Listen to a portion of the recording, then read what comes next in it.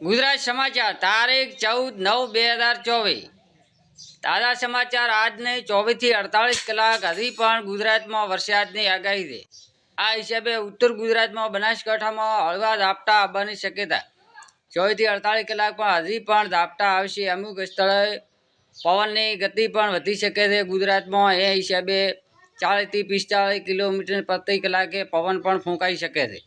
આ હિસાબે હજી પણ આખો દિવસ વરસાદી સિસ્ટમ સક્રિય રહેશે। એ હિસાબે અલગ પ્રકાર અમુક સ્થળોએ ઝાપટા રૂપી વરસાદ આવશે।